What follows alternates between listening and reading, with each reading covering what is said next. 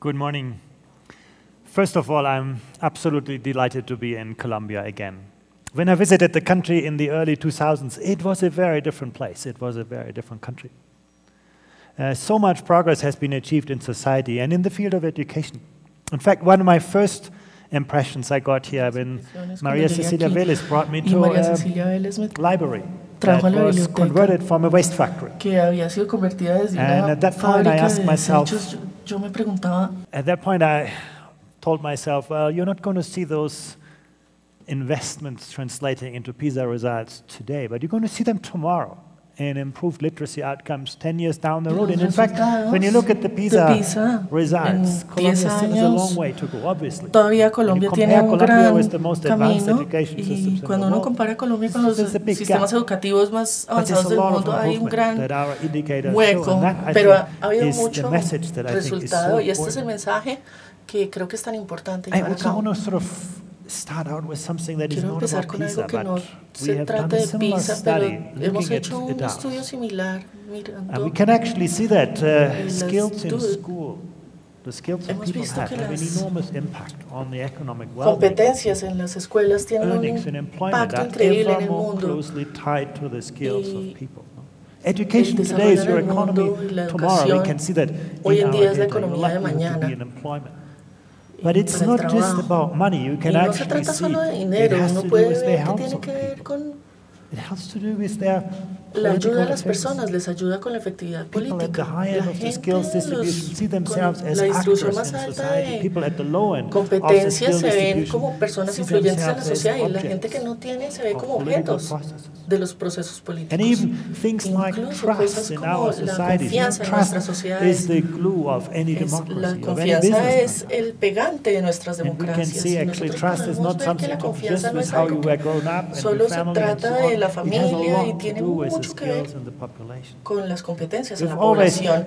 Y siempre uno piensa que esto sería así, pero tenemos muy buenos datos que nos muestran el valor de la educación para el progreso económico y social. Y por eso es que es tan importante mirar hacia afuera. Uno puede argumentar que no es justo comparar a Colombia con Japón o Finlandia o algunos de los países más avanzados en sistemas de educación. Muchos de sus países cercanos no están haciendo tanto y no quieren saber la verdad. Colombia, de hecho, necesita tener el crédito con María Cecilia Vélez de asumir el reto y decir, miremos qué estamos haciendo a la luz de lo que los sistemas más avanzados en educación están haciendo. Muéstranos. Y se puede ver el resultado en el progreso de PISA. Los resultados de PISA es solo una marca de los países que participan en PISA, no todo el mundo participa, pero parte de la economía del mundo sí lo hace, más o menos medio millón de estudiantes que toman la prueba de desempeño. And one of the distinguishing features of the PISA test is that we are not just interested whether que no solo students nos can interesa si reproduce los what they have estudiantes pueden reproducir lo que han aprendido en el colegio. De hecho, muchos colombianos son muy buenos en eso, se acuerdan que les enseñaron, pueden repetirlo, el contenido, pero muchos estudiantes colombianos tienen problemas cuando necesitan extrapolar de lo que saben, cuando necesitan ser creativos y utilizar su conocimiento en situaciones nuevas. Y eso es realmente un gran reto, porque la economía mundial hoy no te paga por lo que sabes. Google sabe todo. La economía mundial te quiere por lo que tú haces con lo que sabes, y eso es fundamental, y esa es la forma como miramos el desempeño del sistema de educación, un gran reto para un país como Colombia. And then we collect a lot of contextual data from parents, muchos datos de contexto de los padres, de los rectores, de los profesores, para entender cómo funciona el sistema de educación. Y los medios lo que siempre hacen es decir, bueno, cómo son los resultados, y uno puede mirar el desempeño de países, y el diamante es el resultado observado, y la barrita amarilla es el resultado predecido si todos los países tuvieran un nivel similar de desarrollo económico. Uno puede ver, cuando uno baja en la lista, uno puede ver que en Colombia hay una gran diferencia. El diamante está muy bajo y la barra está un poco más arriba. Entonces uno puede decir, bueno, mucho del desempeño desempeño, de la brecha en el desempeño es factor de la situación económica, pero no todo. No todo. De hecho, si uno toma en consideración los niveles generales de educación, igual en Colombia tiene espacio para crecer. You can look at change, and that's the positive picture. You can basically see on this chart that when you look at the rate of change annualized, you can see Colombia is in the group of countries with the most rapid improvement, at least in the field of rating. Things are moving forward. That's very encouraging. Overall, there's a long way to go, but our data show, in fact, significant progress being made for people with better skills. Con personas mejor equipadas, con mejores competencias. Eso se puede ver en general en el campo de las matemáticas. Básicamente, la brecha no es tan grande como para ser estadísticamente significativa. Y la ciencia también es como parecida, más o menos. Entonces creo que este es un mensaje importante. Las cosas están cambiando, están mejorando, los resultados son mejores de lo que eran hace días o hace años, pero objetivamente todavía tenemos un paso, un camino, y creo que es muy importante en el contexto colombiano. Lo que voy a hacer es hablar un poco acerca del sueño de la movilidad social. Uno de los retos fundamentales para Colombia es equipar a todo el mundo de todos los contextos sociales con las mejores oportunidades. Hemos tratado de medir esto, y lo que estoy haciendo aquí básicamente es mostrando el desempeño de los estudiantes por decil de contexto social, de las familias más pobres, los rojos, y los azules de las familias más privilegiadas. En el caso de México hay una gran brecha, 40 puntos en esa escala por año escolares. Aquí uno puede ver de dónde viene más o menos. Y esto tiene un gran impacto en el desempeño de las personas. Y si uno lo compara con Colombia, de hecho, el reto es mucho mayor, porque los que están en desventaja todavía se enfrentan un desempeño mucho más bajo, y la brecha es muy grande. Y cuando uno lo hace con todos los países, uno puede ver que hay patrones similares en todo el mundo. Los puntos rojos siempre son más bajos que los puntos azules. Pero vemos algo más aquí, y es que podemos cambiar esto. Los puntos rojos no son bajos en todos los países. Si uno mira, por ejemplo, el ejemplo de Shanghái en China, los más pobres, los puntos rojos, son niños del mismo contexto social en todo el país. Y lo que uno puede ver en esos resultados es que los niños más pobres, en el caso de Shanghái, tienen mejor desempeño que los más ricos en muchos países ricos, incluido Estados Unidos. Los más pobres en China tienen mejor desempeño que los más ricos en Estados Unidos. Esto nos dice lo que es posible hacer en educación. Nos dice que todos los niños pueden alcanzar un alto nivel de educación, de desempeño en la educación. Eso es una de las ilustraciones más poderosas de lo que podemos alcanzar en la educación. Podemos empoderar a los niños más pobres para poder desempeñar mejor. Podemos ver que también la brecha varía enormemente a través de los países. Y nuevamente podemos ver que muchos cambios son posibles. Quiero mirar con ustedes también esto. Podemos ver el desempeño en el eje vertical y el índice PISA, y puedo poner a todos los colegios de Colombia en el centro.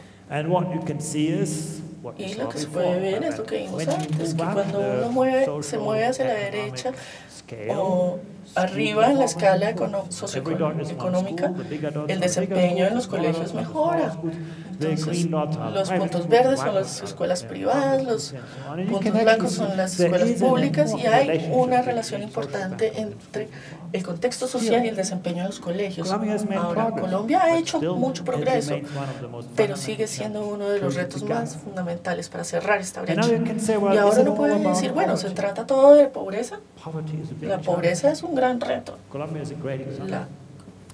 es un gran ejemplo, pero quiero mostrarles otra vez lo que se puede hacer. Y si uno compara esto con Vietnam, Vietnam está con un contexto, una composición de colegios sociocultural muy parecida a la de Colombia y están todos hacia la izquierda, no hacia la derecha, pero los puntos para Vietnam están mucho más altos.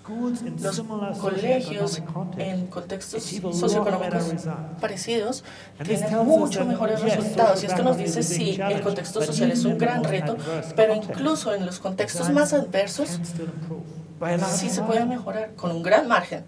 Y de hecho, en Vietnam uno puede ver la línea horizontal es el promedio y uno dice, bueno, Vietnam ha logrado hacer que las escuelas en diferentes contextos se desempeñen bien y uniformemente. Entonces, volvamos a Colombia y uno puede ver cómo lo mucho más abajo que está la nube de puntos. Entonces, la pobreza y las desventajas sociales son retos muy importantes, pero incluso en ese contexto se puede mejorar. Y es posible mejorar. Un punto que quiero lograr, y esto es muy importante para Colombia también, es que esto no es un reto de encontrar cuáles son los colegios más malos y cuáles son los que debemos cerrar para mejorar la educación. Entonces, de esta manera podemos medir la variabilidad del desempeño y podemos ver que muchas de las variaciones de desempeño en Colombia no están entre los colegios. Están en muchos colegios, en muchas comunidades y hay muchas clases que tienen retos sistémicos de desempeño, no aislados de pocos colegios que están haciendo las cosas mal. No, esto es muy importante de cómo nosotros nos vamos a dirigir a estos colegios. Y si uno mira estos retos y mira quién está haciendo menos o quién no está haciendo suficiente, uno puede mirar, pero en Colombia uno tiene que llegar a muchos profesores en muchos colegios, en muchas comunidades para poder mejorar este tipo de marcadores. La excelencia en la educación es otro reto para Colombia. Hace muy bien para el estudiante promedio, pero en la parte más alta de la distribución todavía no. Esta es la distribución de estudiantes en los países que demuestran competencias muy avanzadas de pensamiento matemático. El tipo de competencias que uno debe impulsar en el conocimiento. ¿Y por qué es esto importante? No tengo datos para Colombia, pero tengo datos para los países promedio de la OCDE, y uno puede ver que cuando uno tiene solo competencias promedios, el desempeño en los países es muy bajo. Y el empleo con bajas competencias, el empleo no prospera, porque se requieren mayores competencias y no se tienen. Entonces, el empleo crece cuando hay mejores competencias o altas competencias. Y esta es una de las cosas que nosotros los economistas llamamos, es un hueco o socavado de los mercados del empleo. Entonces, si uno tiene muy pocas competencias, te van a pagar menos en tu trabajo. Entonces, si uno tiene competencias promedio, pues entonces hay un riesgo. Por lo menos según la OCDE, esto se considera así. Entonces, para las competencias más altas hay un mejor desempeño. Entonces, esto hay que mirarlo con cuidado. ¿Qué hay detrás de estos resultados? Quiero resaltar un poco algunas cosas, y estos no solo son los resultados de los estudiantes en las pruebas, sino también qué tipo de matemáticas se está enseñando. ¿Cómo aprendieron matemáticas? Y este es un ejemplo, y aquí se puede ver en esta tabla una forma en que uno puede exponer a los estudiantes a la matemática, es lo que llamamos problemas escritos. Es la forma como nosotros enseñamos matemáticas en un contexto matemático, lo ponemos en un texto y le pedimos a los estudiantes que lo resuelvan. Esto pasa frecuentemente en Colombia. Y puedo decir personalmente que este es el tipo de matemáticas que yo odiaba más, porque era una matemática sencilla, el profesor lo puso en un contexto complicado y el estudiante tenía que entender cómo extraer los números del problema y tratar de resolver la ecuación. Y lo que es interesante es que si uno mira hacia la izquierda, Vietnam, Shanghai, ellos no enseñan eso. Muy poquita exposición de estudiantes a ese tipo de problemas textuales. En cambio, en el este de Asia ellos no hacen esto. Hay otra forma de enseñar matemáticas y eso es básicamente lo que llamamos el entendimiento conceptual. Aquí uno puede enfocarse en tratar de llevar a los estudiantes cuál es el concepto fundamental debajo de las matemáticas, la relación entre espacio, cambio, la probabilidad. No enfocarse tanto en problemas reales de la vida, sino en los conceptos fundamentales. Y uno puede ver Colombia está más o menos en el promedio y en las naciones de alto desempeño, eso lo enseñan mucho. Eso es lo que podemos ver en la educación, en los sistemas de educación de alto desempeño. Le enseñan a los estudiantes a pensar matemáticamente, no a recordar las ecuaciones, teoremas y todo esto, sino a pensar matemáticamente. Es un tipo de enseñanza que emerge y el último es la aplicación. Uno puede ver una forma como se le enseña a los estudiantes, y es una buena forma, es darles aplicaciones prácticas y eso es altamente dominante en el caso de Colombia. Muchos profesores les enseñan temas prácticos, pero de todas maneras también es una pregunta de equilibrio. Si uno sabe que le están enseñando en el tema de aplicación, si uno no lo hace nunca, entonces el desempeño es muy pobre, pero si uno lo hace siempre, tampoco lo hace tan bien. Es un tema de mantener el balance correcto entre lo que usted enseña y lo que los niños aprenden. Esto no es acerca del ranking en los países y los sistemas de los colegios, sino encontrar cómo las diferentes naciones enseñan matemáticas. Y uno puede aprender de cada sistema educativo y el mundo es un gran laboratorio y muchas cosas interesantes pasan afuera. PISA no nos dice, no le dice a Colombia lo que Colombia tiene que hacer. PISA le dice a Colombia lo que todo el mundo está también haciendo y cómo lo están haciendo bien y quiénes lo están haciendo bien. Y uno puede utilizar esos resultados para mirar qué hacer. Último punto que quiero resaltar aquí es que la evaluación de los problemas, de la resolución de problemas, ha sido el reto más grande para los estudiantes colombianos. En el eje vertical uno ve la capacidad de los estudiantes para resolver problemas matemáticos. En el eje horizontal se ve el desempeño matemático. Si la resolución de problemas en matemáticas fueran iguales, entonces uno vería una línea. Ese es el resultado esperado. Si son buenos en matemáticas, saben resolver problemas, y si saben resolver problemas, son buenos en matemáticas. Y eso es verdad para la mayoría de los países, pero hay excepciones para esto. Una excepción es, por ejemplo, si uno mira Inglaterra o Estados Unidos, los estudiantes allá son mejores en resolver problemas que en matemáticas, particularmente en la parte alta del espectro. Los que son buenos en matemáticas incluso son mejores para resolver problemas, y resolver problemas es una competencia muy importante para el futuro. Si uno mira a Japón, un patrón similar.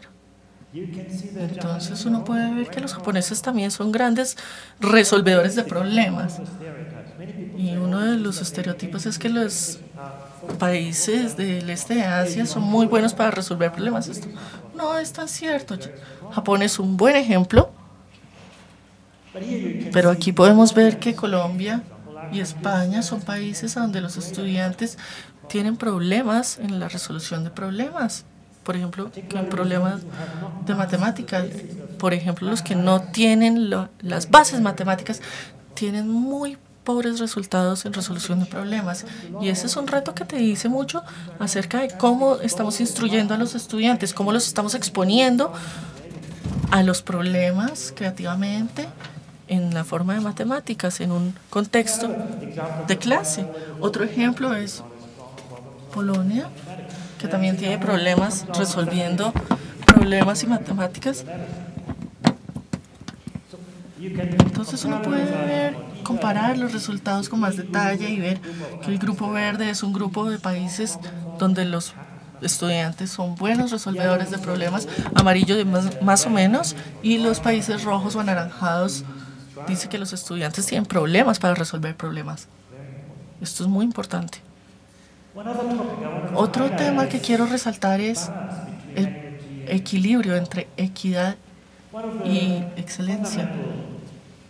Uno de los problemas fundamentales en educación es que cuando pensamos en la pobreza y equidad y los objetivos de la política, Pensamos que si uno quiere hacer las cosas bien, tiene que sacrificar la equidad, y si uno se quiere enfocar en la equidad, entonces tiene mediocridad.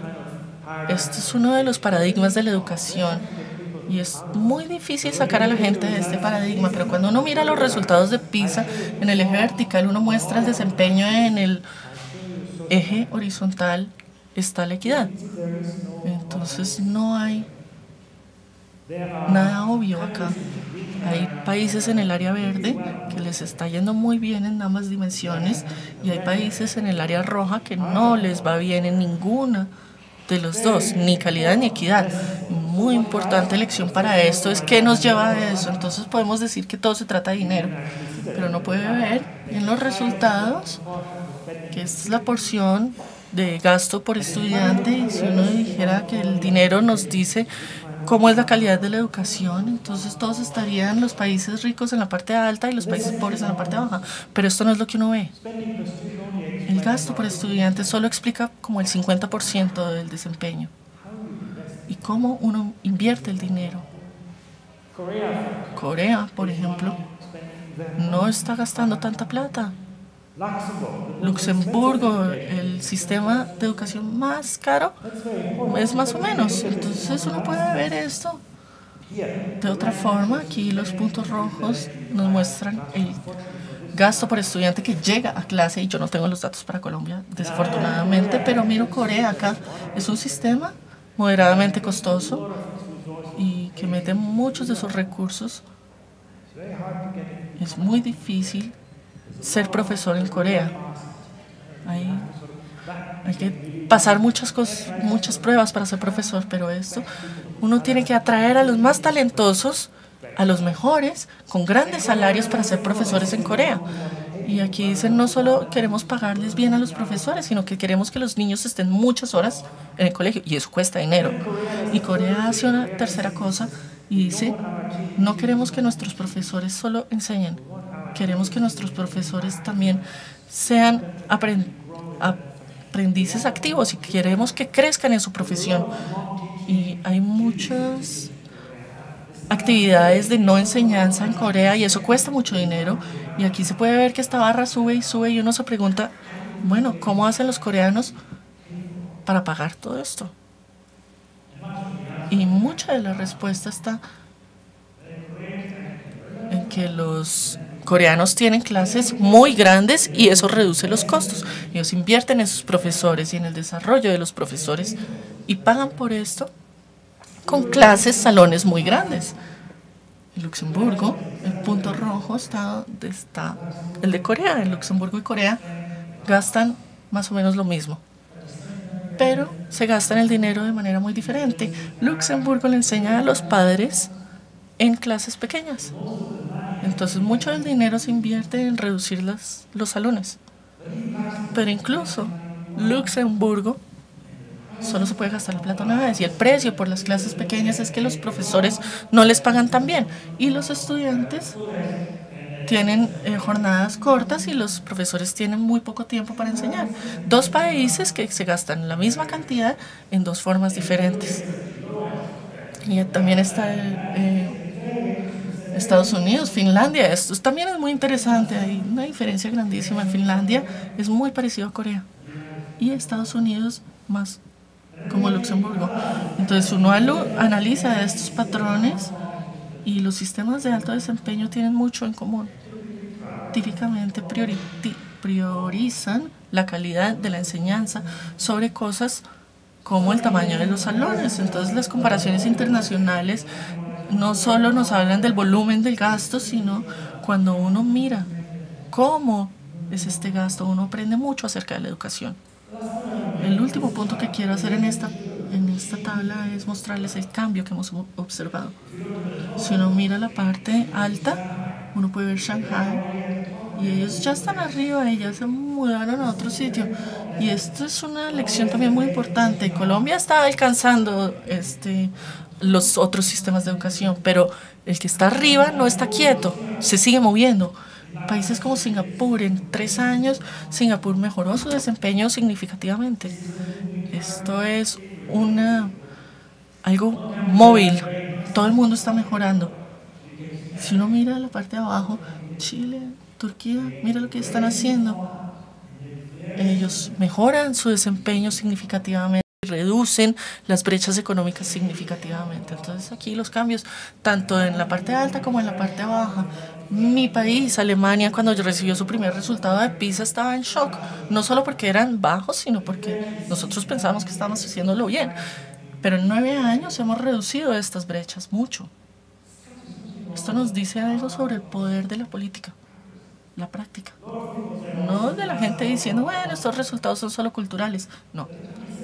Los países que se están moviendo aquí no cambian la cultura, no cambian la cultura en los últimos 10 años, no despiden a sus profesores, cambian el sistema.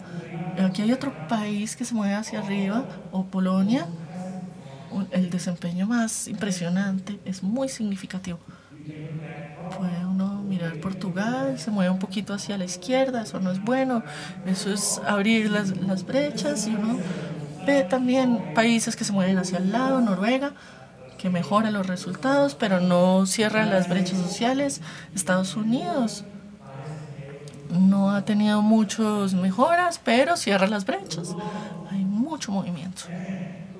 Colombia sí está dentro de los países que realmente se están moviendo hacia la dirección correcta, y esto es importante. El paso del cambio. Entonces, ¿qué podemos hacer al respecto? Quiero ordenar las políticas y prácticas por su importancia y tener un gran impacto en los resultados arriba y las que no son tan importantes más abajo. Y hay que considerar el costo económico y política de la reforma. Hay cosas que son fáciles de hacer, importantes, y hay que enfocarnos en esas. Nadie quiere invertir en áreas que no son tan importantes y difíciles de hacer. Uno quiere mover la agenda hacia adelante haciendo algunas de las cosas que son muy importantes pero difíciles de hacer, como cambiar las prácticas de enseñanza. Y uno puede también hacer cosas que son muy fáciles de hacer pero no tan importantes. Entonces, mirando el diagrama, puedo hacer un mapa de las políticas y prácticas que hemos observado en el contexto PISA en la última década y ponerlas en este mapa. Y no quiero llevarlos a través de todas. Quiero empezar con lo que parece ser el más poderoso impulsador del cambio, y es un compromiso universal con la educación. Uno de las preguntas más interesantes que le preguntamos a los quinceañeros es: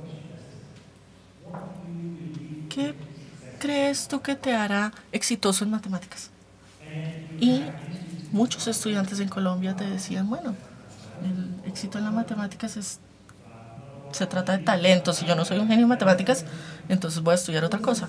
¿Eso qué te dice? Te dice que los estudiantes sienten que el sistema de educación no lo controlan, ellos no controlan su aprendizaje. Y cuando uno les pregunta la misma pregunta a un estudiante chino, 9 de 10 de ellos te dicen, ¿sabes? Si trato más, yo creo que mis profesores me van a ayudar a ser exitoso. Ellos son dueños de su proceso de aprendizaje y es el esfuerzo el que va a hacer la diferencia para ellos. Entonces, este tipo de preguntas que hacemos nos dicen mucho acerca de los sistemas de educación. Hemos visto que los sistemas exitosos tienen ambiciones universales para todos los niños. Hay muy poca tolerancia para la desventaja social, altas expectativas, en vez de tener muchos elementos de estratificación, y tienen muy claro quién es responsable de mostrarle al estudiante el éxito. Y uno se puede ver, según los datos aquí en el eje vertical, uno ve el desempeño de los países, y en el eje horizontal se ve lo que llamamos el indicador de eficacia. Ellos no tienen nada que ver si los estudiantes son buenos o malos en matemáticas, pero sí son dueños de su éxito en matemáticas, si ellos pueden exitosamente manejar los problemas a los que se enfrentan en matemáticas. Entonces, los chinos son muy fuertes en su desempeño, pero también son muy fuertes en creer en sus propias habilidades para superar los problemas. En Colombia los estudiantes no tienen esta creencia de que el aprendizaje va a hacer una diferencia en sus vidas, y eso es uno de los retos de cambiar ese tipo de pensamiento en clase y darle a los estudiantes la idea de que la educación no es sobre identificar los déficits en el aprendizaje, pero le da la confianza también a los estudiantes de que aprender le va a cambiar la vida en el futuro al estudiante. Esto se puede ver de otra manera, cómo se manejan los estudiantes cuando las cosas van mal. Este es el promedio. En Colombia Colombia es un país promedio en esto. Esto es China. Y aquí tenemos los resultados. Y uno puede ver, por ejemplo, que hay un gran número de colombianos. Y uno cree que el éxito tiene que ver con que el profesor no me explicó, o el material estaba difícil, y muchos de los estudiantes ven que el reto está por fuera de su control. Y esto no pasa en Asia Oriental. Es muy diferente el dato contextual. Otro hecho que quiero resaltar aquí es la ambición del factor de los padres. Lo que muestran los datos es que los padres esperan que sus hijos sean exitosos en la escuela, y no solo ven que los resultados de sus hijos son lo que ellos esperan, sino